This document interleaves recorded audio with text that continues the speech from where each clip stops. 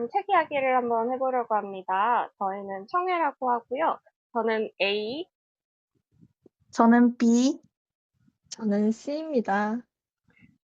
와, 와, 자, 본격적인 시작에 앞서서 제가 질문을 하나 드리려고 하는데요. 여러분은 독서를 좋아하시나요?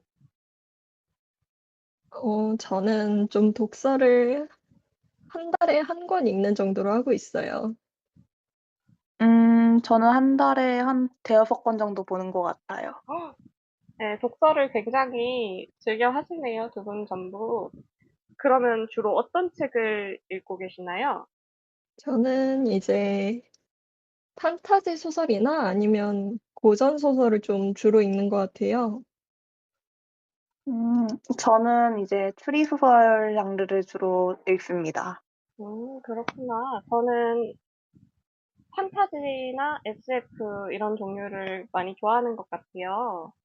네, 그래서 저희가 앞서 얘기했던 주제와 다른 도서들을 얹어서 북 큐레이션을 하고자 이렇게 모이게 되었습니다. 그러면 어떤 분이 먼저 책 소개를 해주시겠어요? 저희 순서대로 해볼까요?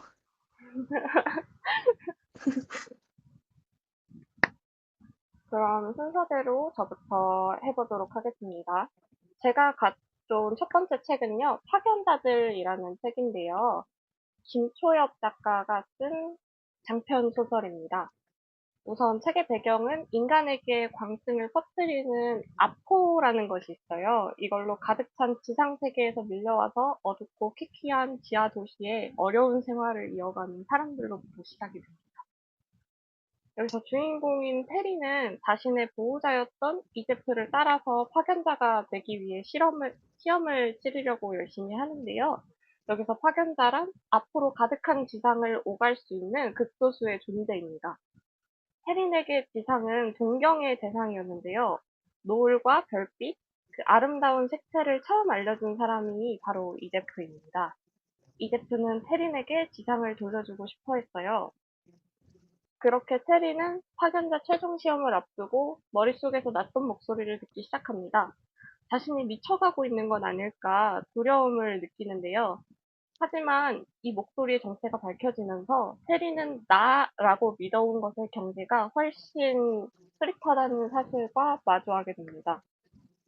바로 이 시점부터 소설은 인간의 지상을 되찾기 위한 이야기에서 나의 존재와 정체성과 인간의 범주에 대해 생각하게 됩니다. 그리고 테리는 결국 어떤 선택의 순간과 마주하게 됩니다. 자, 여기서 이후 이야기는 직접 확인해 보시면 좋을 것 같고요. 그리고 파견자들 말고 대멸종이라는 책을 한 권 더 준비해 봤는데요. 안전과옥에서 엔솔로지 두 번째 시리즈로 나온 대멸종입니다. 총 5개의 단편으로 구성되어 있고, 저는 그중 첫 번째 이야기인 시아란 작가의 저승 최후의 날에 대한 기록을 소개해 드리려고 합니다. 간단하게 소개해 드리자면, 어느 날 저승에서 기이한 일이 생겨납니다. 유례없는 사망자 수가 찍히게 되면서 지구에 살아가는 인간들이 전부 죽어서 저승으로 오게 되면서 시작되는데요. 저승은 인간들의 믿음을 통해 생겨난 곳이기 때문에 인간들이 사라진다면 저승의 존속 자체가 위태로워집니다. 저승사자들은 저승이 계속 이어질 수 있도록 고군분투하는 이야기입니다. 저는 여기 수록되어 있는 5개의 단편 중에 이 이야기를 정말 좋아하는데요. 왜냐하면 사후세계는 남겨진 사람들을 위해 스스로 위안을 얻고자 사후세계가 생겨났고 다음 생에 다시 만날 수 있다는 기약 없는 기다림으로 삶을 살아갈 수 있다고 생각하기 때문입니다. 어떤 방법으로, 어떤 형태로 만날지 아무도 모르지만 언젠간 마주할 수 있지 않을까요? 저는 이상입니다. 다음으로 B님이 한번 책 이야기를 들려주시겠어요? 네, 이제 저희 차례인가요? 이제 저는 추리소설들로 좀 준비를 해봤는데요. 이제 첫 번째 책은 미스다 신조의 걷는 망자, 괴미년에서의 기록과 추리입니다. 이제 이 작가는 이러한 민속학 호러 미스터리 작가로 정말 유명한 사람인데요. 이제 이 책은 으스스하고 기괴한 사건들을 이제 논리적으로 풀어내는 연작 단편집입니다. 명탐정이라고 하는 이제 도조개냐라는 친구가 있는데요. 이제 이 친구가 어느 대학교의 연구실에 머물게 됩니다. 그리고 이제 그의 제자 덴큐 마이토와 또 이제 어느 날 이 연구실을 방문하게 된 대학생 도조 아이가 만나게 되고 이제 둘이 이러한 괴담 같은 기괴한 사건들을 논리적으로 해명하는 이제 단편집입니다. 작가의 이 대표 시리즈들과 세계관을 공유하고 있는데요. 그래서 이제 이 작가를 처음 접해보는 독자에게는 이 미스다 신조의 이 세계에 입문할 수 있는 입문서로 보일 수도 있고, 그리고 또한 이 작가를 좋아하던 기존 팬들에게는 이제 새로운 즐거움을 줄 수 있는 책입니다. 네, 이 작가의 다른 시리즈이자 이 책과 연관 있는 다른 책에 대해서 이야기를 해보자면, 이제 도조겠냐 시리즈에 있는 잘린머리처럼 불길한 것이 있는데요.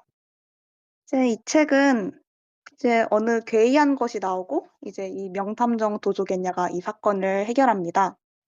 네, 그중에서 작가의 이 으스스한 것을 표현하는 묘사가 굉장히 일품이어서 저도 굉장히 무섭게 읽었는데요.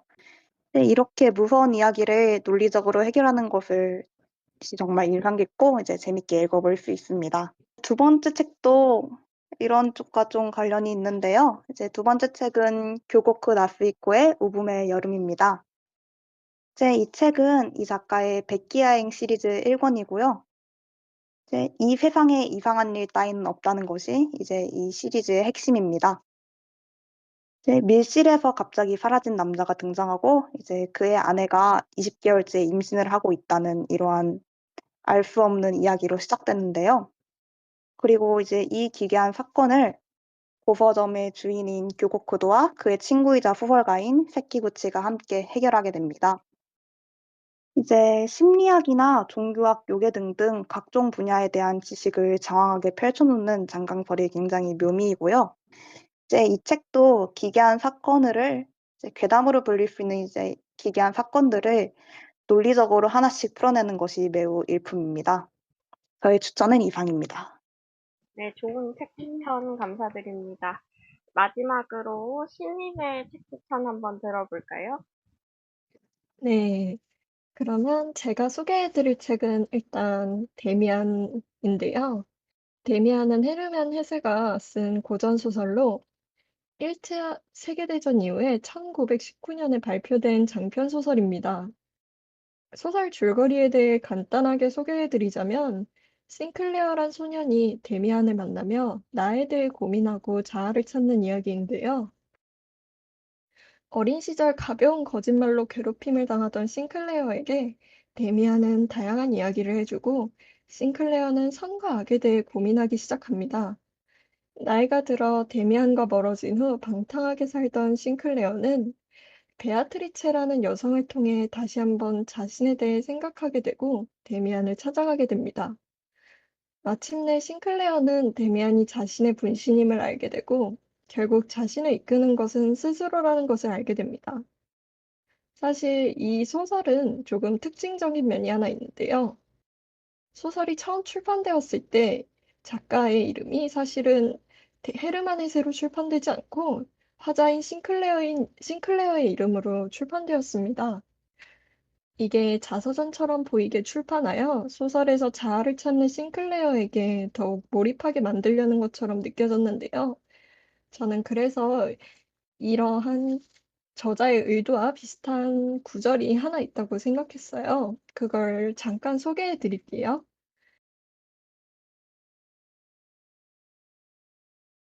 이것뿐만 아니라 책을 하나 더 소개해 드릴 건데요. 바로 조인 케이 롤링이 쓴 해리포터입니다. 사실 여러분, 해리포터는 판타지를 좋아하시는 분들이라면 누구나 아는 베스트셀러죠. 마법학교에 입학한, 마법학교에 입학한 해리포터가 자신을 둘러싼 위협과 진실을 알게 되면서 성장하는 이야기인데요.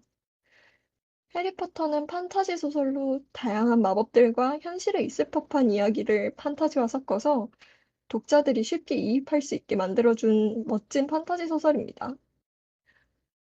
오랜 기간 시리즈별로 읽으면서 주인공에게 이입할 수 있고, 그리고 주인공에게 이입한 독자라면 누구나 좋아할 수 있는 결말을 가지고 있는데요. 악당을 물리치고 행복해지는 이야기는 정석적이지만 시리즈 소설다운 엔딩이었다고 생각합니다. 해리포터가 가진 세계관은 독특하면서도 실제로 마법사들 세계가 있다고 생각하게끔 만드는데, 특히 마법사들 세계로 처음 들어가는 장면은 현실에서 환상의 세계로 초대받는 기분이 들게 합니다. 판타지 소설을 처음 보시는 분들도 쉽고 몰입할 수 있는 소설로 한 번쯤 읽으면 좋은 판타지 소설입니다. 네, 감사합니다. 저희가 준비한 책 소개는 여기까지입니다. 저희가 소개한 책들을 다시 한번 보여드리고 이상으로 마치도록 하겠습니다. 지금까지 청이었습니다. 감사합니다.